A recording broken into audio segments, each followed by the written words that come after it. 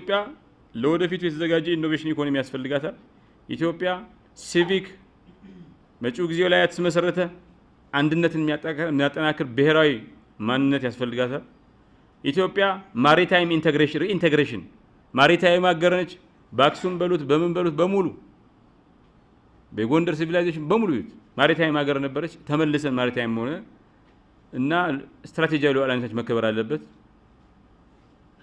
ኢትዮጵያ ስለመጪው ጊዜ የግድ መጨነቅ መቻል አለባት።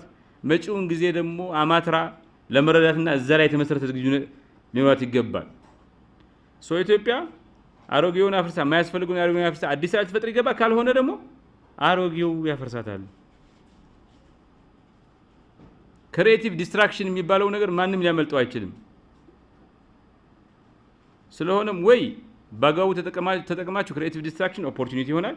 ካልሆነ አፍርሷችሁ የክሪኤቲቭ ዲስትራክሽን ቪክቲምስ ሰለባዎች መሆን ይቻላል። የሚያስፈራቸውን ነገር የሚያስፈራቸውን ልምድ ተሻግረው አዲስ ነገር የተላመዱ መጥፎ ነገር እንትን ያሉ ሰው አልጋው ተኝቶ የሚሉ ከሆነ ለውጥ ከፈለገ ያው መተኛት ማረፍ ይመቻል። እሱን ምቾት ይቅርብኝ ብሎ በሌት ተነስቶ መስራት አለበት። ዋት ክሪኤቲቭ ዲስትራክሽን ኢዝ በቡድን ስንሰራ የማያስፈልገን ወደ ኋላ የሚጎትን ነገር አሽቀንጥረን አዲስ ነገር ለመላመድ ዝግጁ መሆን አለብን። በየጊዜው ራሱን እያደሰ የሚሄድ ተቋም ብቻ ነው መጥፎውን ነገር እየጠላ በየጊዜው በማያቆም ሁኔታ ነው ወደፊት የሚሆነው። ለአሻራ የሚጨነቅ በመቶ ዓመታት የሚጨነቅ ስለመገንባት የሚጨነቅ መሪዎች ብቻ የሚጨነቁ መሪዎች ብቻ ናቸው ራሳቸውን ጨምሮ የማያስፈልጉ ነገራቸው እየቆረጡ ለህብረተሰብ የራሳቸው ልምድ አሰራር ምናምን ህብረተሰብ ወደፊት ከማሻገር አንፃር ሚዲያውን ለወደፊት ነው ከማሻገር ያለው ጥቅም እያዩ ጥሩን ያስቀጥሉ መጥፎን እየቆረጡ የሚጥሉ ሰዎች ናቸው እንት የሚሉ የማያስፈልጉ ያረጃ ያፈጀን ከረጀስ ሊያፍርሳ የሚያስፈልጋት የምታቋቁም አገር ናት ወደፊት የሚለው አንስኬፐብል ትሩዝ ነው የሚመለጥ ነገር አይደለም። በዛ ምክንያት ነው ክሪኤቲቭ ዲስትራክሽን አልቀበልም የሚል ሪፎርም አልቀበልም የሚል የተቀበረው በጠላቶቹ አይደለም። በራሱ ዕውቀት ላይ በራሱ ለውጥ ላይ መለወጥ ላይ ክሪኤቲቭ ዲስትራክሽን ላይ ስላመፀ አሻፈረኝ ስላለ ራሱን በራሱ የቀበለ ትውልድ ነው የሚሆነው። ሌላ ማንንም አልቀበረውም። ጣሊያን መጥቶ አልቀበረንም ምናምን if we choose to be reformed ዘንድ በገዛ ይሄ ፍላጎታችን ምናምን ሁሉ ነገራችን እንትን ነው። ለውጥ ብዙ ጊዜ በሳት ይመሰላል።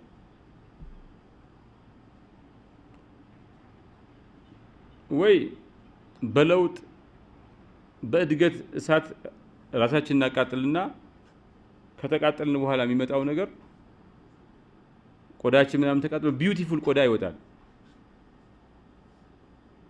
ወይ ደግሞ እንዲያቃጥል የምንፈቅደው እሳት ኋላ ቀርነትን የነበረው መጥፎ ነገር የሚያስቀጥል ይሆንና አንድ ጊዜ ቆዳችን ከተቃጠለ በኋላ ተመልሶ የማይበቅል ይሆናል። የትኛው እሳት ያቃጥለን? የትኛው እሳቱ መዶሻ እንድንሰራ የሚያግዘን ወይስ መዶሻ ለመስራት አስበን ያመጣነውን ብረት አቅልጦ ደካማ ነገር እንትን የሚለን? በየትኛው እሳት አገራችንን ቀይር የሚለው ነው ዋናው ጥያቄ።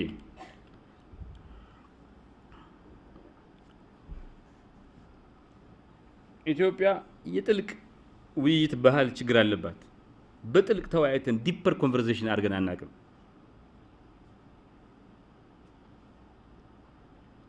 ስልጣኔ ወደ ላይ የሚወጣው ወደፊት የሚገሰግሰው ወይ ወደ ኋላ የሚመለሰው ምን አይነት ኮንቨርሴሽን ለማድረግ ለማድረግ በመረጥከው ልክ ነው። ዲፐር ኮንቨርሴሽን የምታረግ ከሆነ ስልጣኔ ወደፊት ይሄዳል። ሻሎ ኮንቨርሴሽን ማድረግ ከሆነ ጭራሽ ኮንቨርሴሽን ማታረግ ከሆነ የሩጫ ወደ ኋላ ወደፊት አንዱ ወደ ኋላ ሌላው ወደፊት እየጎተተ በድምር ዜሮ ሳም ጌም ይሆናል። ዲፐር ኮንቨርሴሽን ጥልቅ ውይይቶች ምን ማለት ነው?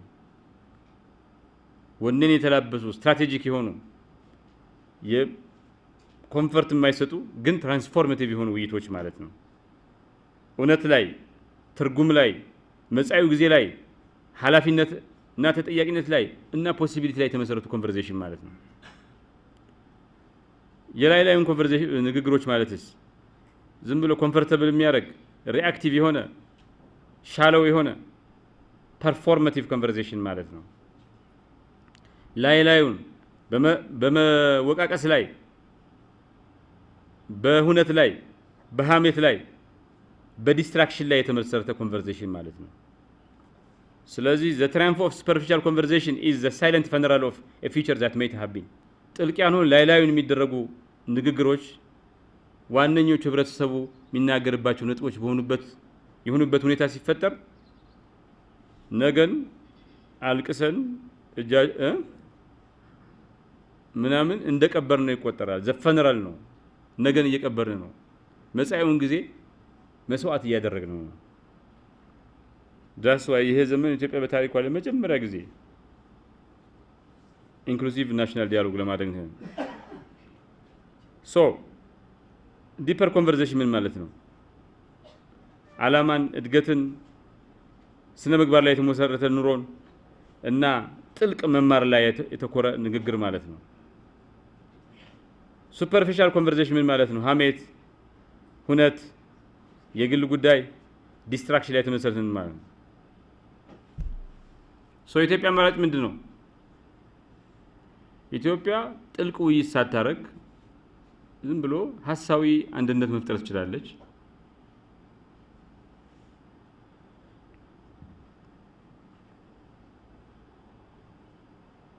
ጥልቅ የሆነ ውይይት አድርጋ ሲቪክ ኮንቨርሴሽን አድርጋ መጻኢውን ጊዜ አቋቁማ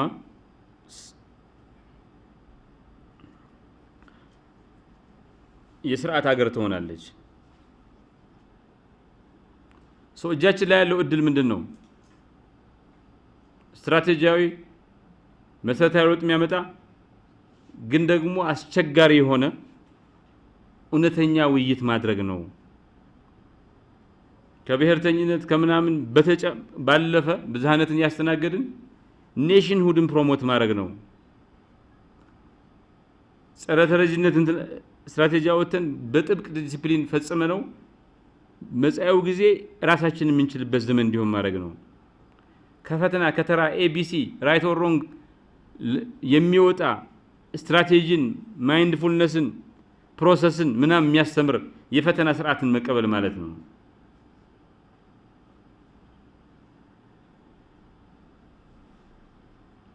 ኢትዮጵያ ወደፊት የምትነሳው በትልልቅ ንግግሮችና መፈክሮች ሳይሆን በእውነተኛ ዲፐር ንግግርና ኮንቨርሴሽን ነው። The quality of a person's life is a reflection of the depth of their conversations ይላል። የአንድ ሰው የህይወት ጥራት፣ የአንድ ሰው የህይወት መልካምነት ያደረገው ንግግር ጥልቀትና ላይላይነት ማሳያ ነው። የአንድ ቡድን ስኬታማነት ቡድኑ በወኔና በቁርጠኝነት ያደረገው ንግግር ጥራት ማሳያ ነው።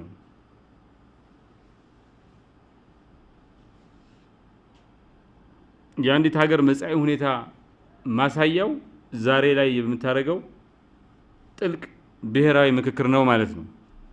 ስለዚህ this is a generation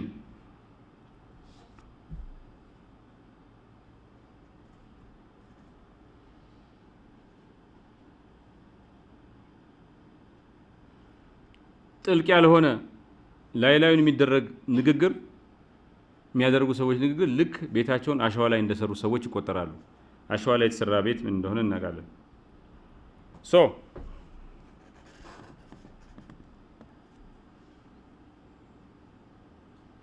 ኢትዮጵያውያን እውነተኛ ገንቢዎች የምንሆንበት ዘመን መሆን ይገባል። ይሄ ጊዜ ያለፈውን ጊዜ አክሱምን የተጠቀሙ ዘኦልደስ ስለሆነ ነው። ያለፈውን ጊዜ እንደዚህ ነው ብለን ሽንጣችን ገርከ የምንከራከር ሳይሆን ነገን የምናበጅ ዜጎች ልሆን ይገባል። በተለይ የዚህ ዘመን ኢትዮጵያውያን ያለፈው ጊዜያችን ሀያልነት ምኑ ላይ ነው? ያለፈው ጊዜ ኩራት ሰጠን፣ አድዋን አበጀልን፣ አክሱምን፣ ላሊበላን፣ ጎንደርን፣ የገዳ ስርዓትን የሐረር ጀጎል ግንብን ብዙ ነገር ሰጠን። ኢትዮጵያ ቅኝ ያልተገዛች ሀገር፣ ኢትዮጵያ የጥቁር ህዝቦች ክብር አለኝታና ማገር ሆና አሳየችን። ይሄን ልንንከባከበው ልንጠብቀው ይገባል። we have to honor this። ሐረርና ላሊበላ ይሄ ጥያ ትክል ንግድ ትክል ድንጋይ የሚሉት ነው። ያለፈው ጊዜ ኩራት ሰጠን፣ እንደዚህ ደስ አለን። ግን ኢትዮጵያ ሁል ጊዜ በትላንት በነበረ ኩራት ኖር አይገባም። የትልቅነት ኩራት፣ የታላቅነት ኩራት በዛሬ ራዕይ ላይ ካልተደገፈ ሙዚየም ብቻ ነው የሚሆነው። የትላንት ድል በዛሬ ራዕይ ካልተደገፈ እስር ቤት ነው የሚሆነው። ዛሬ ላይ በመገንባት ያልተደገመ የትላንት ክብር፣ የዛሬ ኩራት የድሮ መናፈቅ ብቻ ነው የሚሆነው። ኖስታልጂያ ብቻ ነው የሚሆነው። እኛ ማስታወስ የድሮ ታላቅነታችንን ሰለብሬት ማድረግ ብቻ ሳይሆን ዛሬ መገንባት መቻል አለብን። ይሄ ትውልድ ወራሽ ብቻ ሳይሆን ገንቢ ነው። ትልቅነት ወርሰናል፣ ግን በብዙ ጥፍ አባዝተን የኛ ትውልድ አሻራ ሆኖ ለሚቀጥሉት ማስረከብ አለብን። የወረስነው ክብር አለ። ያ ክብር አድጎ ተመንድጎ ለሚቀጥለው ትውልድ መረከብ አለበት። አድዋ ላይ ብዙ አያቶቻችን ቅድመ አያቶቻችን ሞተዋል። የወረስነው መስዋዕትነት አለ። እኛ ደግሞ የሚመጣውን ዘመን አዋልደን ለሚቀጥለው ትውልድ መስጠት አለብን። ይሄ ትውልድ ተጀምሮ ያልተጨረሰ ሀገር፣ ተጀምሮ ያልተጨረሰ ተቋም፣ ተጀምሮ ያልተጨረሰ ክብር፣ የተዋረደ ክብር ደስፐራይዝድ ዲግኒቲ ነው የሚባለው። ይሄ ትውልድ ነፃ ግን ደግሞ የካናዳ ስንዴ የተቀበለ መኖር የለመደ ትውልድ ነው። ይሄን ግማሹ ስዕል ተስሎ ግማሹ ስዕል የተቋረጠበት ሀገር ግማሹን የጎደለውን ስዕል ስለንኛ እንደ ትውልድ ሙሉ አገር እንሆን ይችላል። ስዕሉ ላይ እንትኑ ላይ ፓወርፖይንት ላይ እንተስ ችቦ ነው፣ የለውጥ ምልክት ነው። ገንቢዎች ምንድነው የሚያስቡት? አንደኛ በቂ አይደለም ሲሉ አይ መሰረታዊ ነው ብለው ያስባሉ። ኩራት ብቻውን ሳይሆን ርዕይ ይጨምሩበታል። ያለፈውን ነገር ማስታወስ ብቻ ሳይሆን አዲስ ፈጠራ ያክሉበታል። ዛሬን ስለመቆየት ሰርቫይቭ ስለማድረግ ብቻ ሳይሆን ትራይቭ ስለማድረግ ያስባሉ። ድልድይ ግንብ ስለመገንባት ብቻ ሳይሆን ድልድይ ስለመገንባት ያስባሉ። በትላንት ዘፈን ዛሬ አያሞቁም። ትላንትንም there is a song of yesterday ግን ለነገ የሚሆን ዘፈንና ዜማም ያበጃሉ። ኢትዮጵያ from memory to mission ከማስታወስ ያለፈን ነገር ሁሉ ጊዜ አንገቷን ወደ ኋላ እንትን የምታይ አገር ብቻ ሳይሆን ትላንትን እያስተዋለች ነገን ደግሞ የምታማትር አገር አድርጎ መገንባት ይጠይቃል። አገር በድሮን በመናፈቅ አትገነባም። ድሮን በመናፈቅ አትገነባም። አገር የምትገነባው በርዕይ ነው። ያለፈውን ጊዜ ዲፌንድ አድርገው የስ ግን ያለፈውን ጊዜ ከነገ ጋር በድልድይ ያገናኙ። በቁርጠኝነት ቦልድሊ እና ያለንዳች ፍርሃት በፍጹም አገራዊ ወኔ እንትን አድርገው። እንደዛ ሲሆን እውነተኛዎቹ ገንቢዎች ትውልድ እንሆናለን፣ ወደፊት እንገሰግሳለን። ያለፈ ዘመኗ ኢትዮጵያ ምንድን ነች? የስልጣኔ መገኛ ነች። የአድዋ ድል የተዋለደባት ሀገር ነች። የአፍሪካ የባህልና የመንፈሳዊ ህብለ ሰረሰር ነች። የወረስነው ትልቅነት አለ። ይህን ትልቅነት ግን የወረስነው ለማድነቅ ብቻ አይደለም፣ ነገም ህላዊ የሆነ እውነተኛ ነገር ለማድረግ ነው። ያለፈው ነገር ብቻ ካኮራን፣ ባለፈው ነገር ብቻ ምን ኮራ ህዝቦች ከሆን በኖስታልጂያ ተራፕ ድሮን በመናፍቅ ማነቆ ውስጥ እንወድቃለን። ክብር አለን፣ ኩራት አለን፣ ግን በዛሬ ድርጊት የታጀበ አይደለም። በዛ ምክንያት በእርግጠኝነት ቀስ እያልን የምንሞት የምንጠፋ አገርና ትውልድ እንሆናለን። ታላቅነት አለ፣ ገድል አለን። ገድላችን ግን እድገት የሚያመጣ ሳይሆን የሚያፋዝዝ፣ የሚገል፣ ከግምድረ ገጽ የሚያጠፋ እንትን ነው የሚሆነው።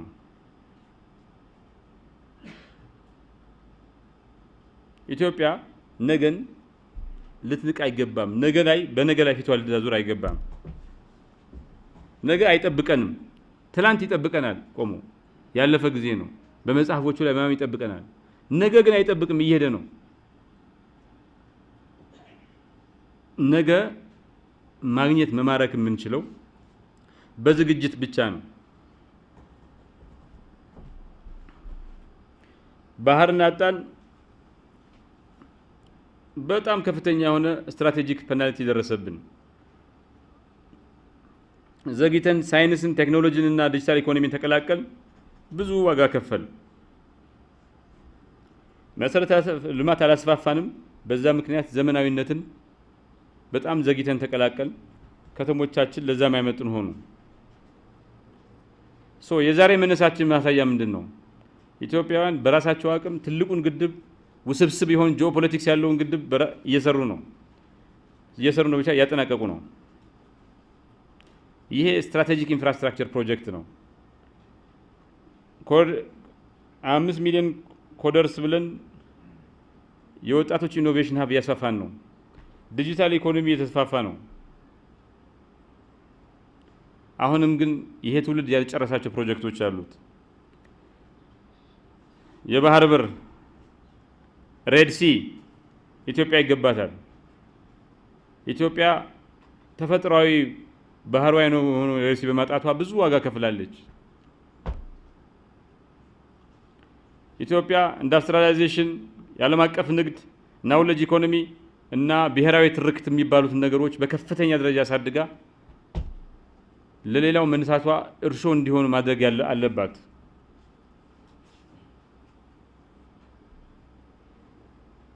ይሄ ትውልድ ያለፈውን ጊዜ በቆንጆ ትዝታ ያስታውሳል። በኩራት በአገር ባለቤትነት ስሜት ያስተጋባል። ግን ዛሬን በርዕይ በማደግ በትራንስፎርሜሽናል ግሮዝ ይቀበላል። እናም ኢትዮጵያ ትላንት ትልቅ የነበረች ብቻ ሳይሆን ነገም ትልቅ የምትሆን ትልቅነት ደስቲኒዋ የሆነች ሀገር ይሆናል።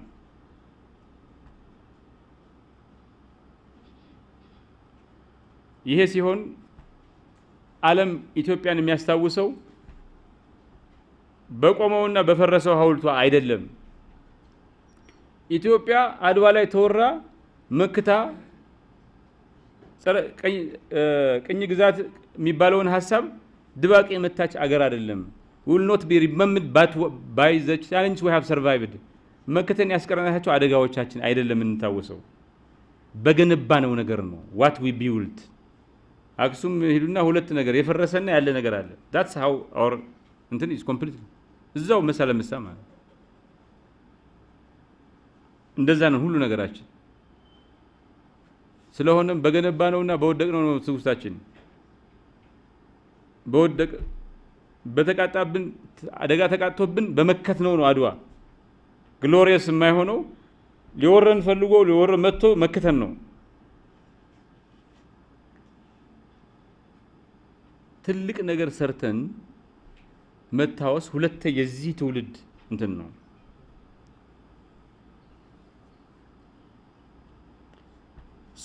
መልካም ትውስታ የዛሬ ርዕይና የነገ ታላቅነት ምን ይሆናል?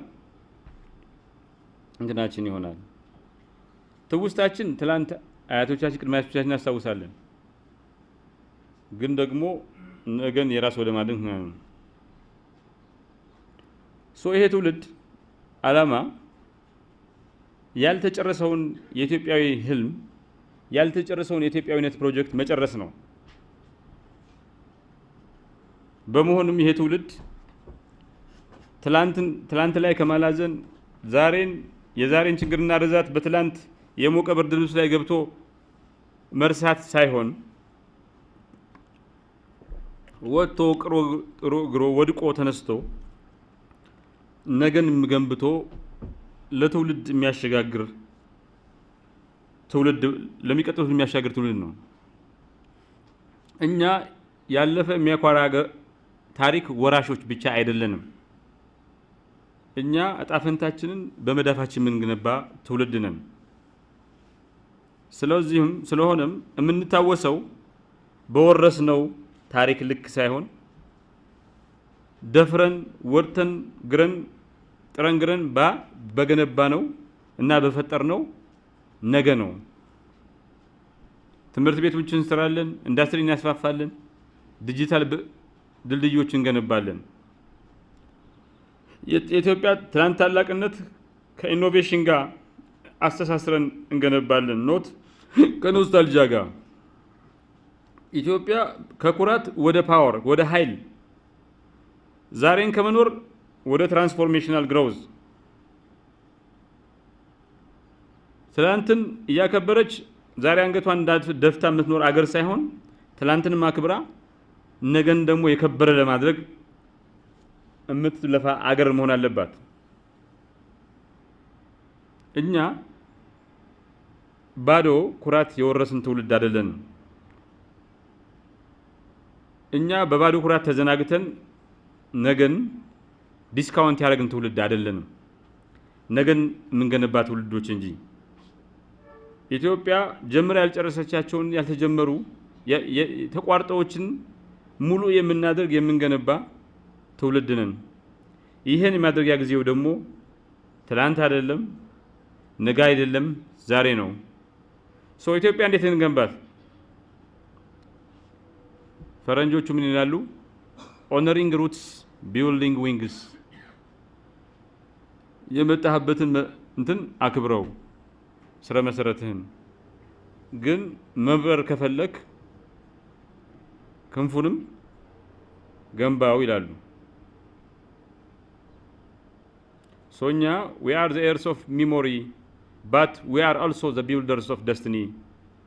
Today we gather not only to remember where Ethiopia came from, but to ask boldly where Ethiopia must go, because the future does not honor those who only remember, it rewards those who build. እኛ የሆነ ትልቅ ትውስታ ወራሾች ብቻ አይደለንም፣ ነገን የምንገነባ ትውልዶችም እንጂ። ዛሬ እዚህ የተሰበሰብ ነው ኢትዮጵያ ከየት እንደመጣች ሰለብሬት ለማድረግ አይደለም፣ ኢትዮጵያ ወዴት መሄድ እንዳለባት ለመመካከር እንጂ። ምክንያቱም መጻኤው ጊዜ ትላንትን በሚያስታውሱት ብቻ ሳይሆን ነገን ቆርጠው በሚገነቡት ብቻ ነው የሚማረከው። እኛ በታላላቅ ሰዎች ትከሻ ላይ የምንንቀሳቀስ ትውልድ ነን። ኢትዮጵያ የንጉሶች የነገስታት የኪዩንስ በጦርነት ተሸንፈው የማያውቁ መንፈሶች ሀገር ናት። ኢትዮጵያ በሁሉም ጥቁር ህዝቦች ላይ የባርነት ቀንበር ሲጫን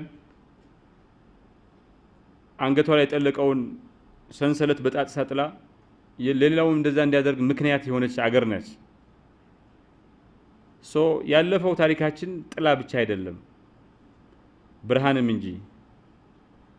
ብርሃን የሚሆነው ግን ተሸክመ ነው ከኛ ጋር እንዲጓዝ ከፈቀደለት ነው።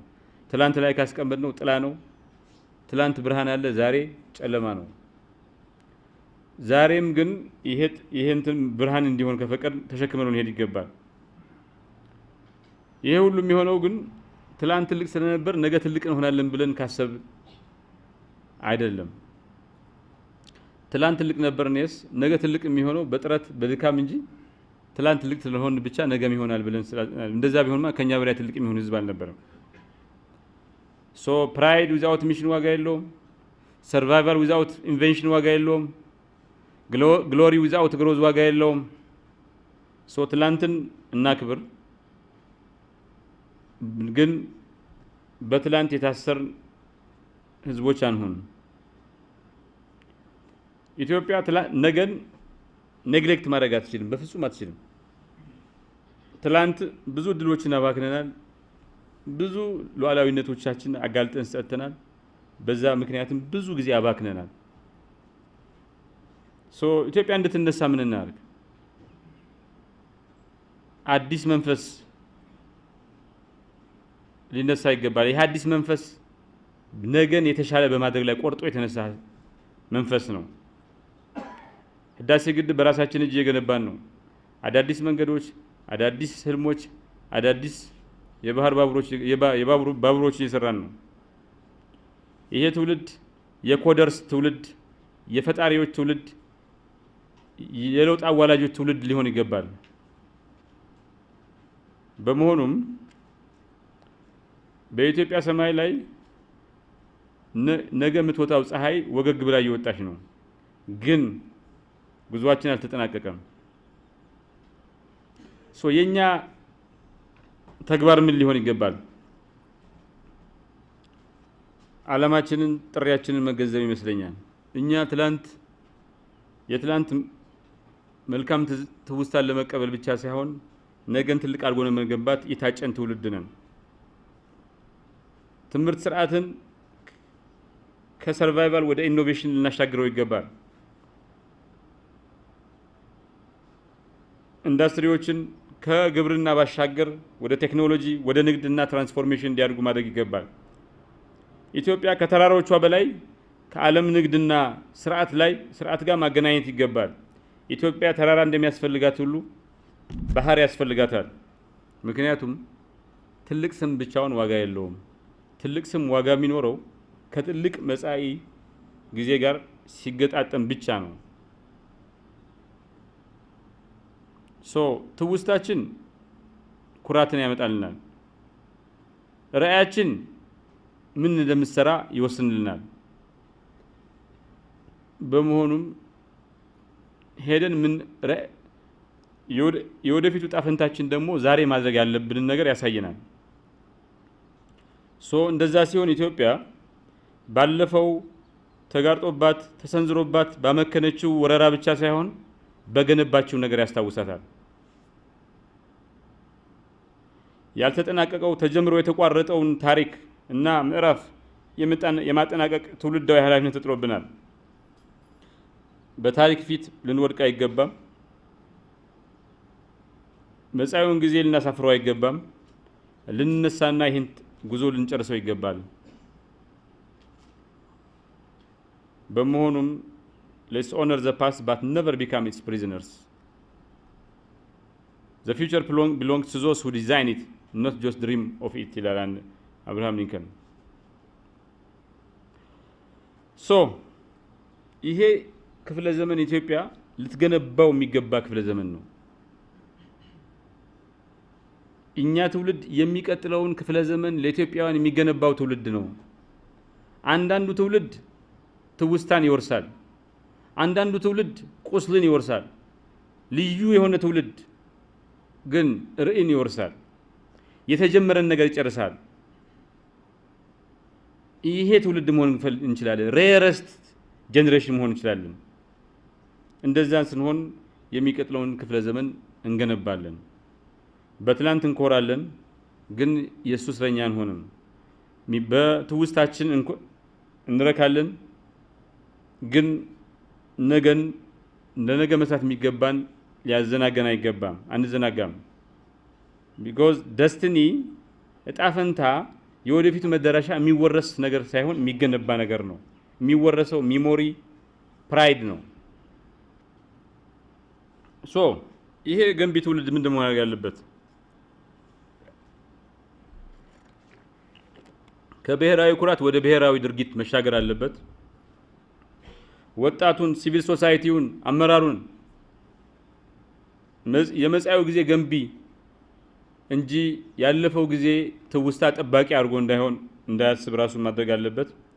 ይሄ ሚዲያ ከፍተኛ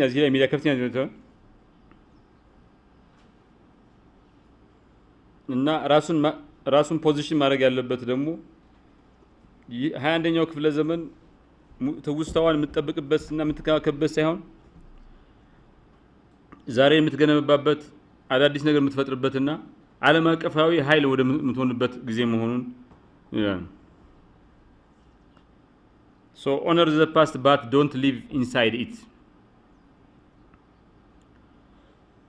ያለፈውን ጊዜ አክብረው ግን በእሱ ውስጥ ገብተህ አትኑር። ዛሬ ገንቢ የሆነው ትውልድ ነገ ጀግናው ትውልድ ይሆናል። ያለፈው ጊዜ የሚገነባ እንጂ የሚወረስ ነገር አይደለም። እቺ ሳንኮፋ የምትባል ወፍ ነች። It is not wrong to go back for what you have forgotten. የሆነ ቦታ ሄዳችሁ ለመጠየቅ ሰውን እቺ ወፍ ምንድነው ዞራ እንትን ማድረግ ትችላለች። እንደዚህ ዞራ ይኸውልህ የኋላ ላባዋን መንካት ትችላለች። እንደዚህ በጣም አይቻልም አይደል? እኛ አንችልም እንደዚህ ብለን እና ዩኒክ በርድ ነች። ሳንኮፋ በርድ ትባላለች። እንደዚህ ዞራ ይኸውልህ የኋላ እንትኗን ጭራዋን መንካት ትችላለች። እና የረሳኸው ነገር ካለ ትተኸው የሄድከው ነገር ካለ እሱ ለመውሰድ የሆነ ጓደኛችሁ ቤት ሄዳችሁ ሞባይል ብትተው ሄዳችሁ ታመጣላችሁ አይደል? ረስታችሁ ረሳሁትና አንድ ጊዜ እዛው ይቅር አትሉም። ያው የሆነ ኤሎን ማስክ ካልሆናችሁ በስተቀር ኢትዮጵያ የባህር በር ነበራት። በጣም አንፌር በሆነ መንገድ አጣች። አይ አንድ ጊዜ ረስቼዋለሁና በዛው ይቅር ልትል አይገባም። ኢትዮጵያ is like a song of a bird. እና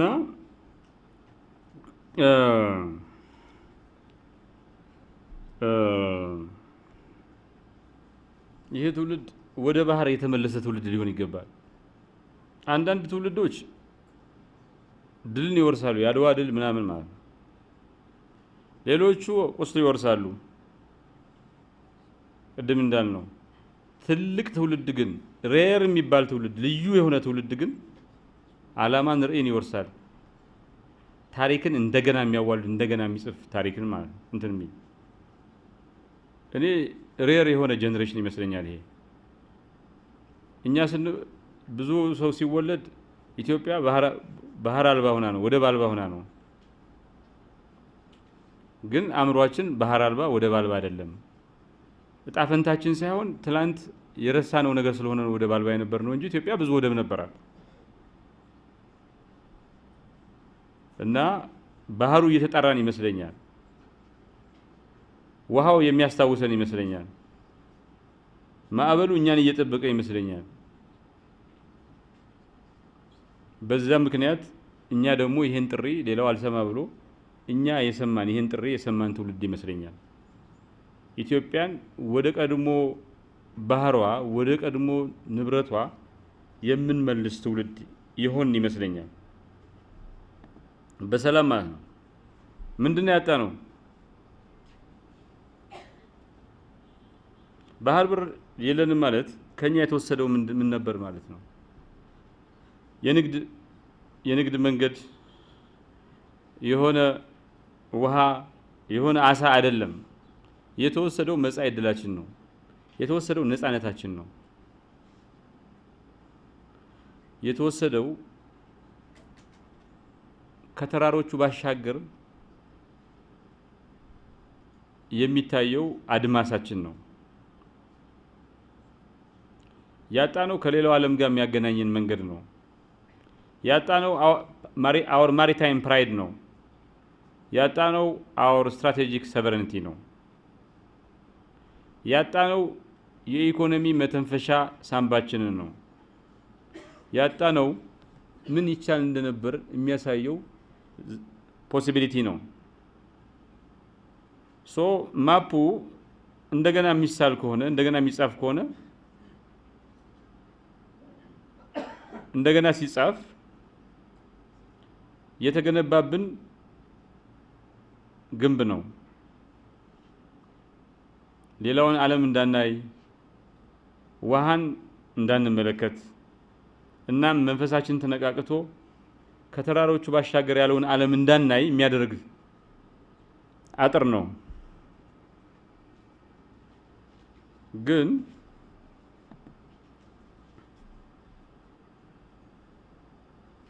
ያጣ ነው ኢኮኖሚያዊ፣ ስትራቴጂያዊ፣ ስነልቦናዊና ባህላዊ ጉዳት አድርሶብን አልፏል። ይሄ ትውልድ ለምንድን ነው ይህን መመለስ ያለበት? ቢኮዝ መንፈሳችን ያልተቀበለውም። ላንድ ሎክድ አገር ነን ብለን ከሱ ጋር ለመኖር ከዚህ ሪያሊቲ ጋር ለመኖር አልተስማማንም። የባህር ትውስታ፣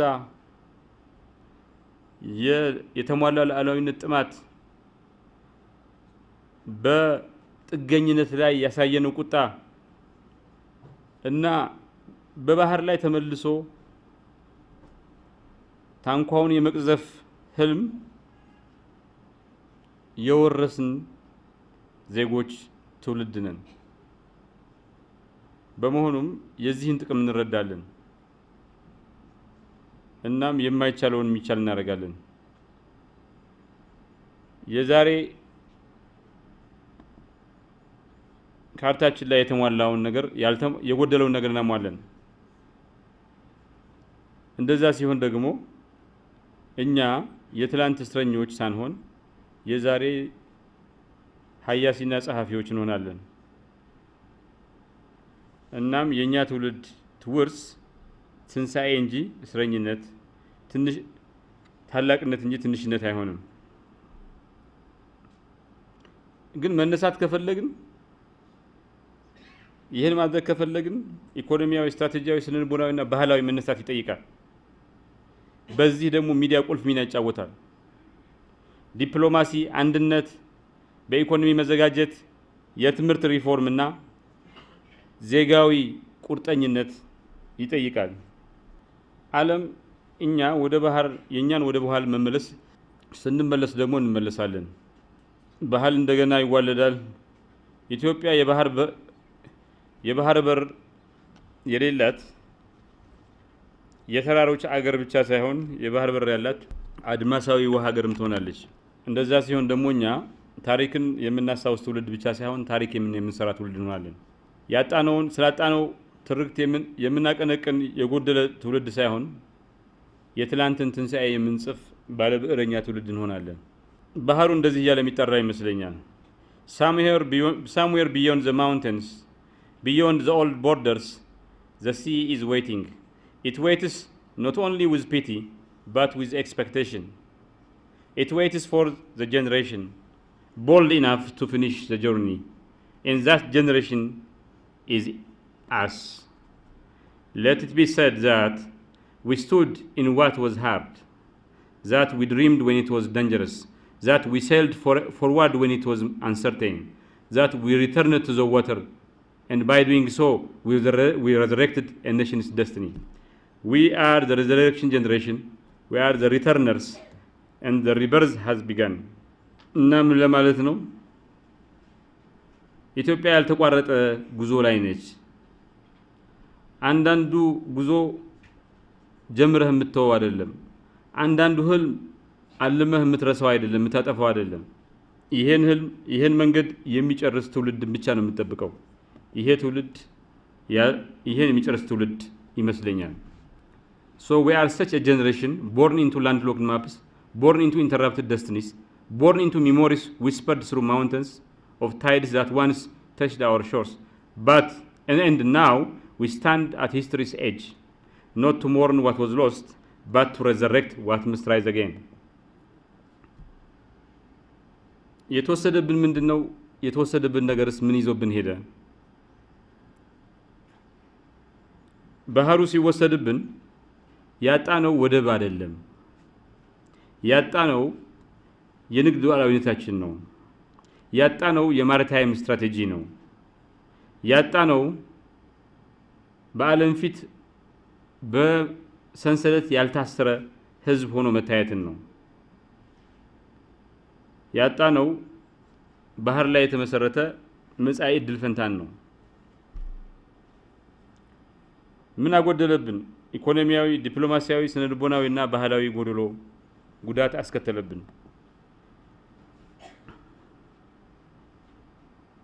ግን ይሄን ነገር እንመልሰዋለን። ግን ያጣኸውን ህልም የምታስመልሰው በትንንሽ ህልም አይደለም።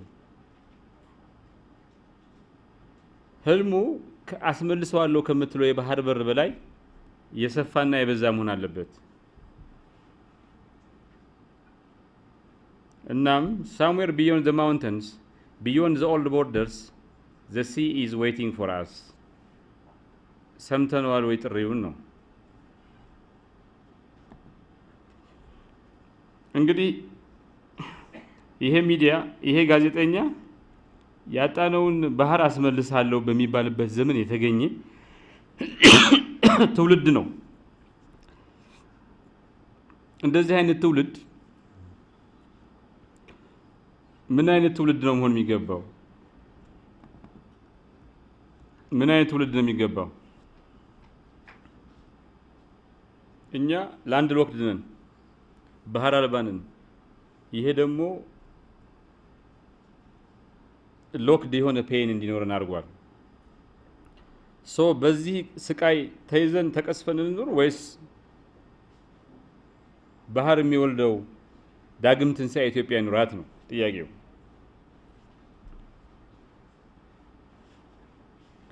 ሶ ላንድ ሎክድ ፔን አለ፣ ኦሽን ቦርን ሪበርዝ አለ። ያልተነገረለት ጥልቅ የሆነ ቁስል ወደ ሰቨራይን ዋተር መሻገር የምንችል አገር ነን፣ ትውልድ ነን።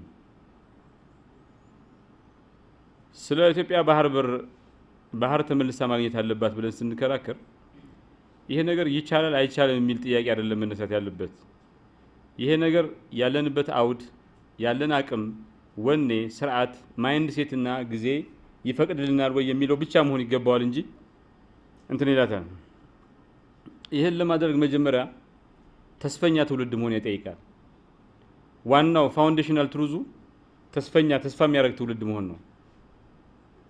አንድ ሰው ምን ይላል? ሆፕ ኢዝ ኖት ኤ ዴሉዥን ኢት ኢዝ ራዘር ስትራቴጂ ይላል።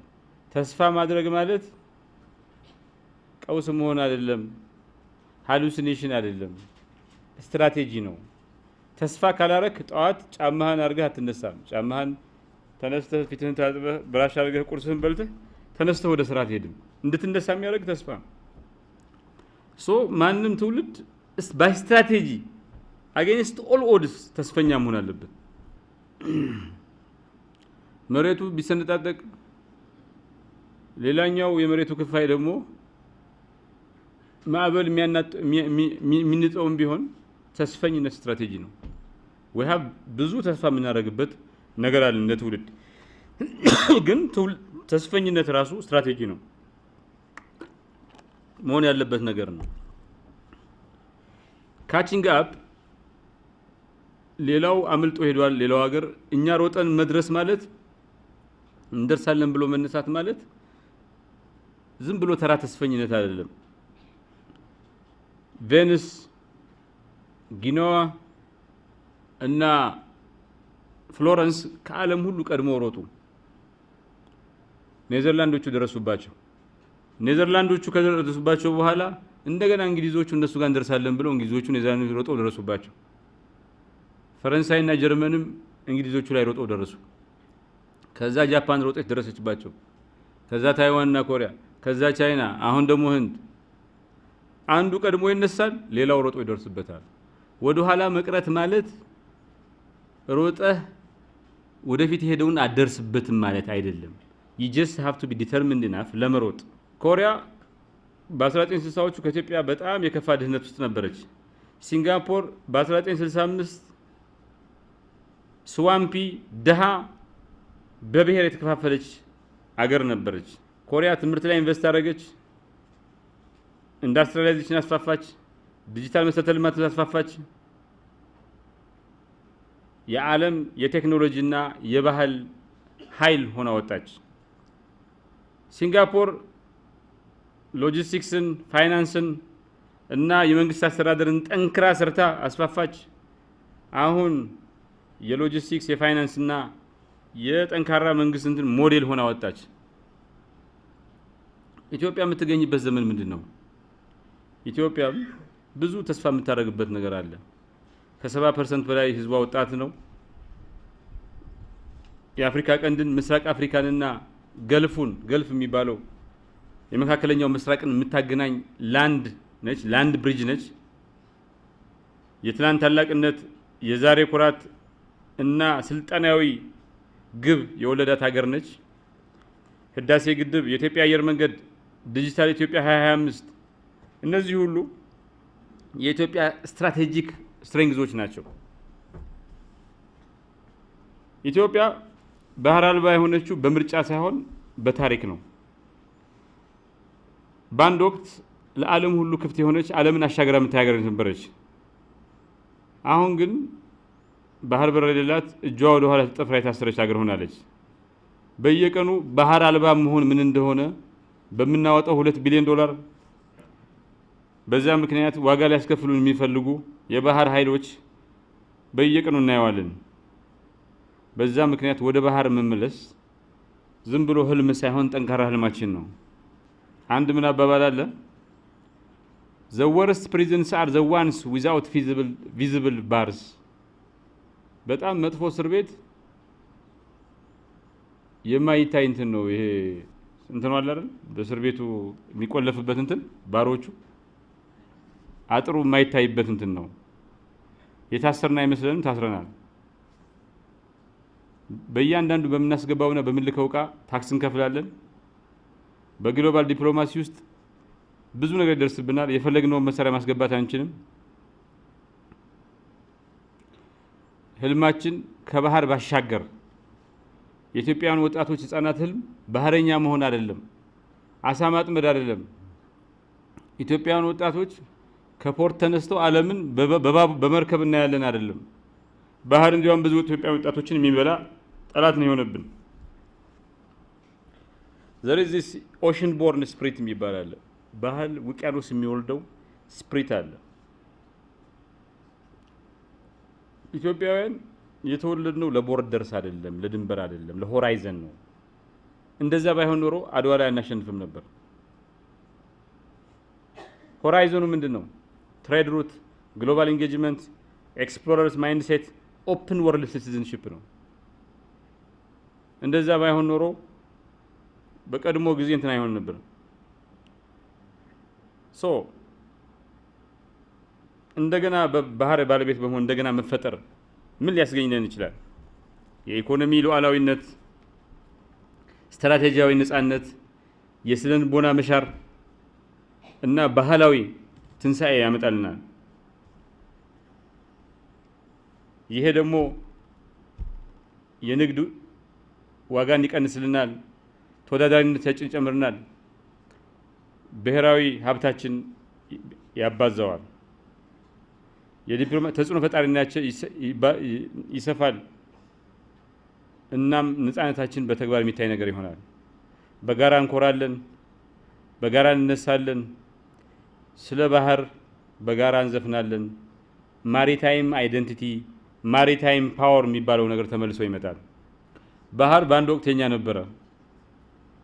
አንድ ሰው ምን ይላል? ሰላም ማለት የጦርነት አለመኖር አይደለም።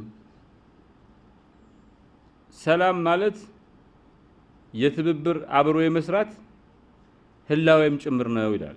Prison is not the absence of war, it is the absence of collaboration. I mean, peace isn't the absence of war, it is the presence of collaboration. ጦርነት የለም ማለት ሰላም አለ ማለት አይደለም። ትብብር ካለ ነው ሰላም አለ የሚባለው። በመሆኑም ኢትዮጵያውያን ተባብረን የጎደለን ነገር ልናሟላ ይገባል። ይሄ ደግሞ ማንም ስጦታ እንዲሰጠን እየጠየቅን ሳይሆን ከመጽሐፋችን ኢትዮጵያ ከሚባለው መጽሐፍ ውስጥ ተቀዶ የተወሰደው ነገር ይመለስልን እያልን ነው። ራሽናል ጥያቄው ቅድም እንዳየ ነው። እነ ሲንጋፖር ምናምን ካቻፕ አድርገዋል፣ እነ ኮሪያ አድርገዋል። እኛ ካቻፕ ካላደረግን የተቀረውን ያደገውን ዓለም ካልደረስንበት ባይሳካልን ምንድነው ምን አይነት ዋጋ ነው የምንከፍለው የሚለው ነው። አንደኛ በቋሚነት ተጋላጭ እንሆናለን፣ በጥገኝነት እንኖራለን። ባህላችን ይሸረሸራል፣ ማንነታችን ይሸረሸራል፣ ሀብታችን ይባክናል፣ ይወሰድብናል። ወጣት ተስፋ ይቆርጣል፣ ወጣቱ ተስፋ ይቆርጣል፣ ይሰደዳል። በቀጠናው ይሁንና በዓለማዊ ፖለቲካ ውስጥ እና ዲፕሎማሲ ምንም ከቁብ ማንቆጠር ዋጋ የሌለን ማንደመጥ ህዝብ እንሆናለን። ይህን ዘመን ማባከን ይህን እድል ማባከን ዝም ብሎ አንድን እድል ማባከን አይደለም፣ አንድን እድል ማምከን አይደለም፣ ትውልድን መክዳት ነው። በትውልድ ላይ የተፈጸመ በትራያል ነው የሚሆነው። ይሄ ትውልድ ይህን ማባከን ነው። አንድ አባባል አለ፣ ዘግይተን ሊሆን ይችላል ግን አልጠፋንም። ተስፈኝነት ተስፋ ማድረግ ጠንካራና አስፈላጊ ነገር የሚሆነው ጥረህ ግረህ ያገኘው ነገር ሲሆን ነው። አሁን የባህር በር ይገባናል ምናምን ብለን ስንሰራ እና መንገድ ላይ ፕሮግረስ እያደረግን ስንመጣ ደክመን ያመጣው ነገር ነው። አንድ በጣም ደስ የሚለኝ አባባል we are here to catch up, we are not here to catch up to the world, we are here to wake it up። እዚህ ያለ ነው በሌላው ዓለም የደረሰበት ቦታ ላይ ሮጠን ለመድረስ አይደለም ብቻ አይደለም፣ ሌላውን ዓለምም ለማንቃት ነው። we are here to wake it up ይላልና እንግዲህ ምርጫ ነው ኢትዮጵያ ልታሳካው የምትችለው ተአምር ነው። ኢትዮጵያ ስትፈልግ ጣሊያን አንገት አስደፍታለች።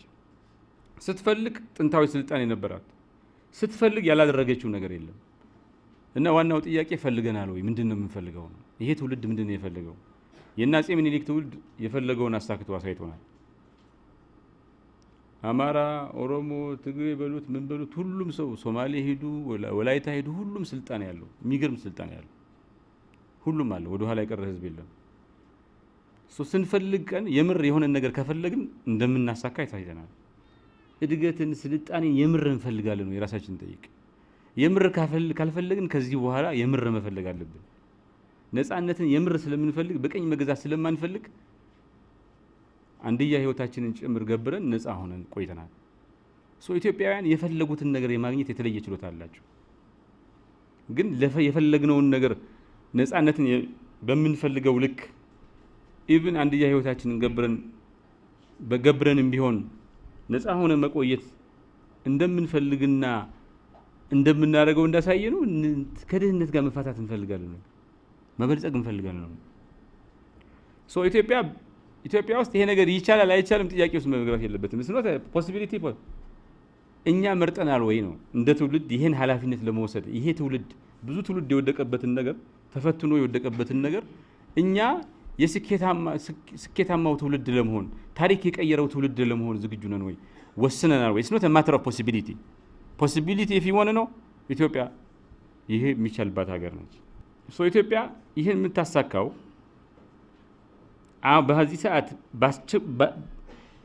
በጊዜ የለንም መንፈስ በስትራቴጂካሊ ቦልድሊ ይሄን ውሳኔ ወስነን እንደ ትውልድ ወስነን ይሄን ኃላፊነት ተሸክመን ለዛ ከሰራን ነው።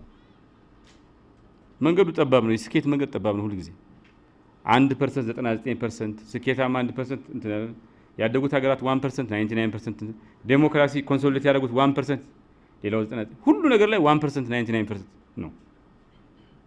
always የስኬታማው መንገድ ምናምን ናረው ነው፣ ጠባብ ነው። ለኢትዮጵያ ፖቴንሻል ግን አይከብደውም። ቢኮዝ የኢትዮጵያ ፖቴንሻል ሊሚትለስ ነው፣ ገደብ አልባ ነው።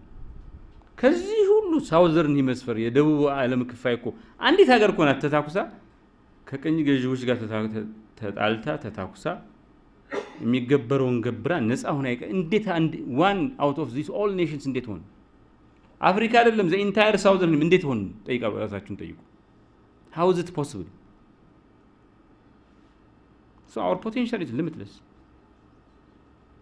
The question of the day is, do you really want as a generation ወስነናል ወይ ይሄን ነገር ለማድረግ? እሱ ይመስለኛል ዋናው ነገር።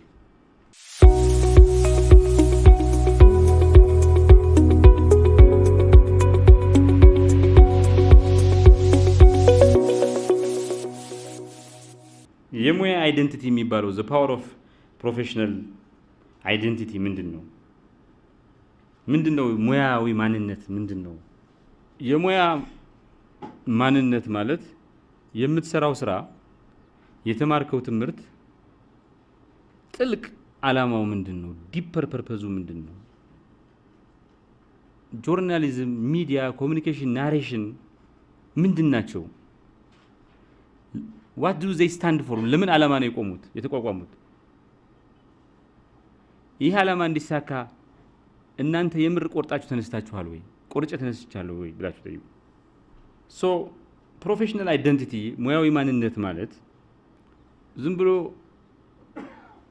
ካሪየር አይደለም፣ የሥራ ክህሎት፣ የሥራ ስምሪት ማለት አይደለም። it is a mandate። የጆርናሊዝም ማንዴት ምንድነው?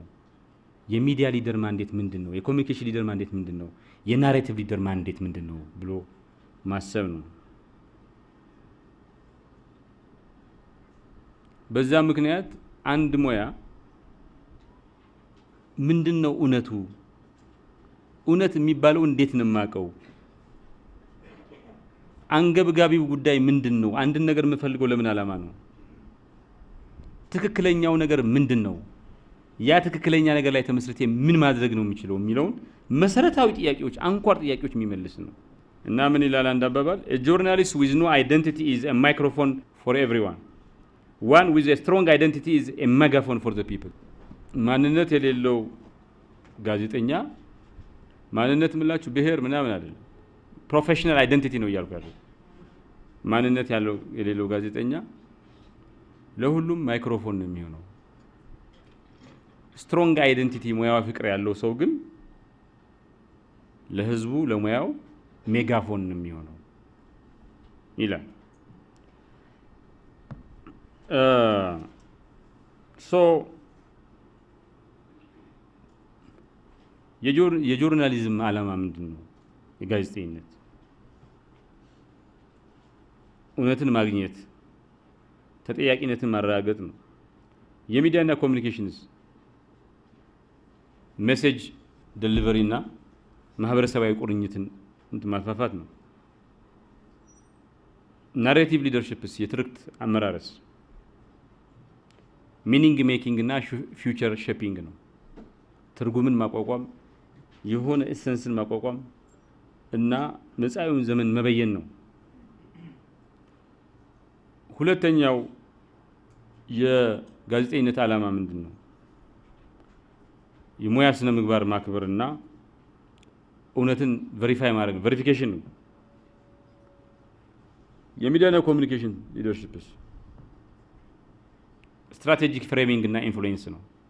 ተጽዕኖ ማስፋት ስትራቴጂክ አይነት ማለት ነው። የናሬቲቭ ሊደርሺፕስ የትርክት አመራረስ ፐርፐስፉል ስቶሪ ሼፒንግ እና ኮሌክቲቭ ሞቢላይዜሽን ነው። የጋዜጠኝነት ዓላማ ሶስተኛው ዓላማ ምንድነው? ህዝብን ማገልገል ነው። የሚዲያና ኮሙኒኬሽን ተጽዕኖን ማስፋትና ምክንያታዊ መሆን ግራውንድድ ኢን ሪች ኤንድ ሪዞናንስ ነው። የናሬቲቭ የትርክት አመራረስ በሞራል ኢማጂኔሽን ላይ የተመሰረተ ነው።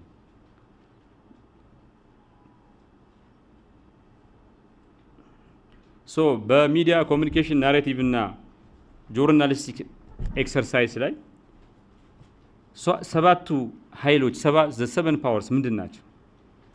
እውነትን ከጥቃት መከላከል ነው።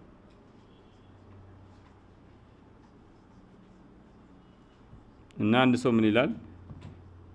ያለ ጋዜጠኞች እውነትን እናጣለን፣ ያለ እውነት ደግሞ ነፃነት እናጣለን ይባላል።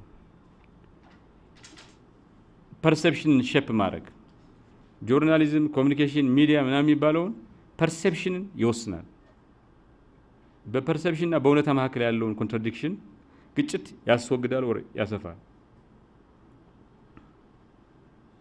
እና ጋዜጠኞች ስለ ዓለም አይደለም የሚዘግቡት፣ ስለ ዓለም አይደለም የሚሰሩት፣ ዓለምን የምናይበትን መነጽር የሚያቋቁሙ ናቸው። ስሩ ዊች ሌንስ ነው ዓለምን የምናየው። በዛ ምክንያት ኮሙኒኬሽንም ጋዜጠኝነትም የሰው ልጅ ስሜት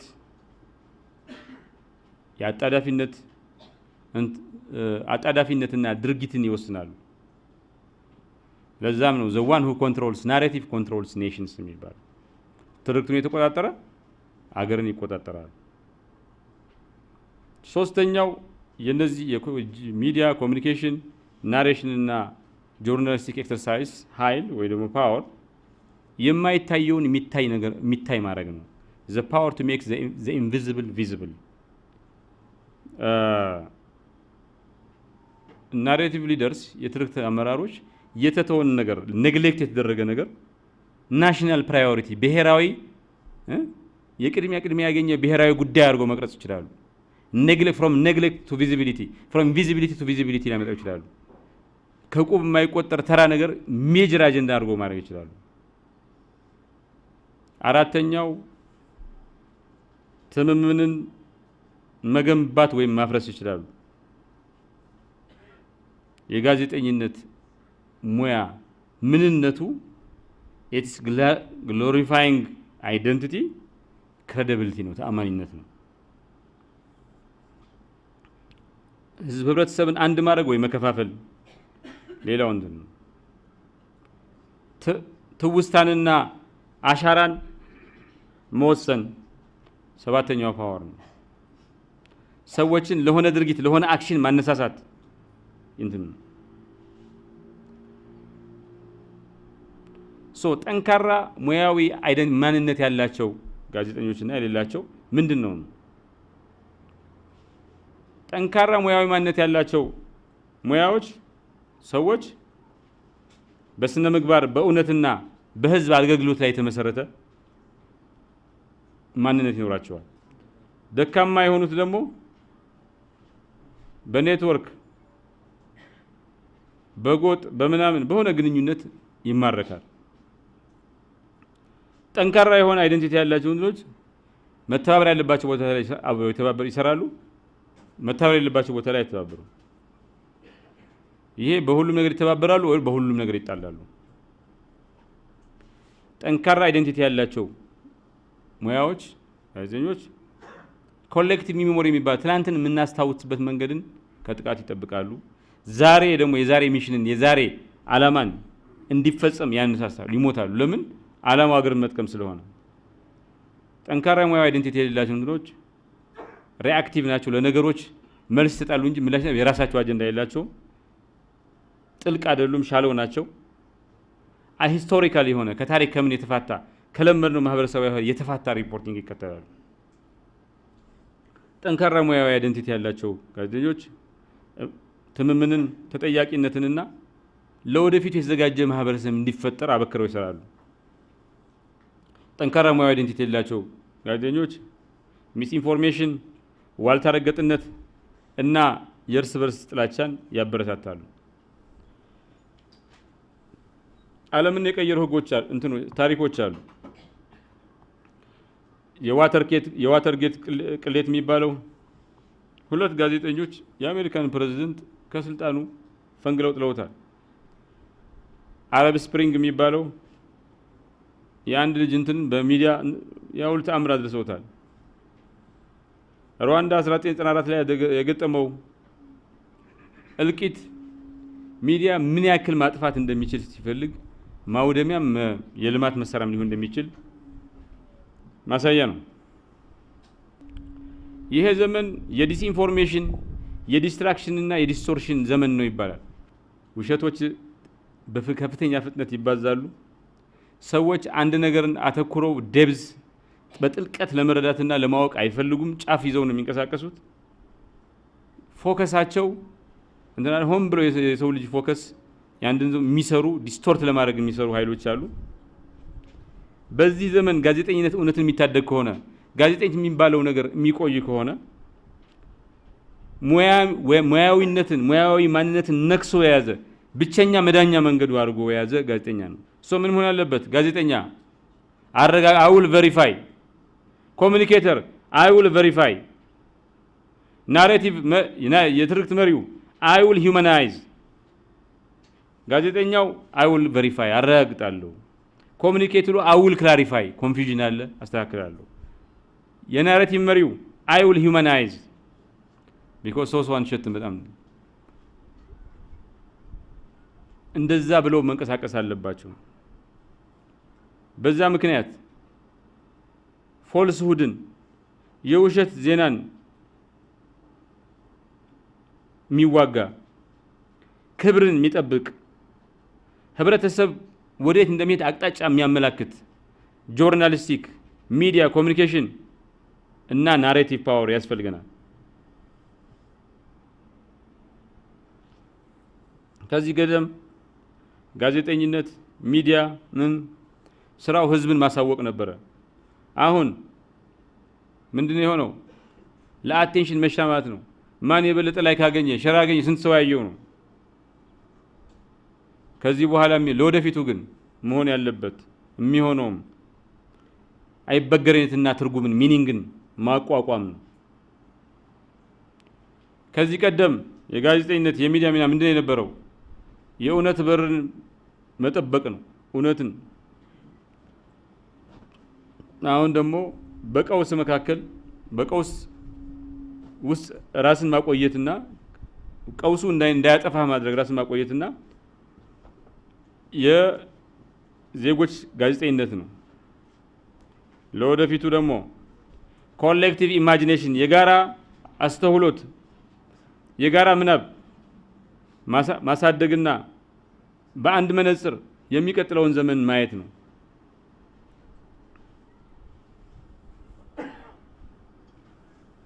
ከዚህ ቀደም የነበረው የጋዜጠኝነት የሚዲያ ኃላፊነት ተቋማትን መከተል ነው። አሁን ስርዓቶችን ተቋማትን መጠየቅ ነው፣ ጥያቄ ምልክት ማስገባት ነው። ለወደፊቱ ደግሞ መተማመንና የረጅም ጊዜ እይታ ያላቸውን ዜናዎች ስቶሪ ትርክቶችን እንትን ማለት ነው። ጆርናሊዝም is not a career, it is a constitutional role። ጋዜጠኝነት ዝም ብሎ ሙያ አይደለም፣ ህገ መንግስታዊ ሚና ነው። እውነትን ኃይልን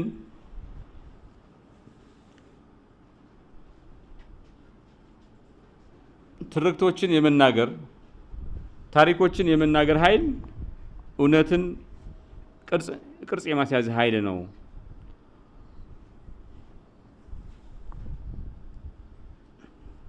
በዚህ አልጎሪዝም ላይ በተመሰረተ እውነት በሚቋቋምበት ወቅት ብቸኛው መዳኛው መንገድ ስነ ምግባርን የተላበሰ ጋዜጠኛዊ ማንነትን መላበስ ነው።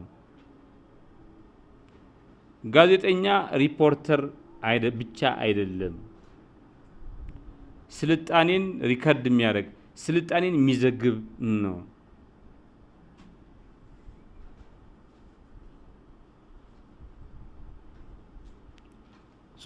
መጠየቅ ያለብን ራሳችንን በኢንቴግሪቲ አክት ባላረግ ሙያው ክብሬን ባልጠብቅ ምንድን ነው የሚፈርሰው? ኃላፊነትን ባወጣ ምን አይነት ኢፍትሃዊነት ነው የሚሰፍነው? እውነትን እንትን ብል ለሙያው ክብሬ በሰራ ምን አይነት መዳን ነው ማመጣው ብላ መጠየቅና ከዛ ፐርፐዝን ማቋቋም ይጠይቃል። ከዚህ ቀደም መሪነት በያዝከው ቦታ በምትገኝበት የኃላፊነት ደረጃ ራንክ ወይም ደግሞ በተጎናጸፍከው የክብር ደረጃ ይወሰን ነበር።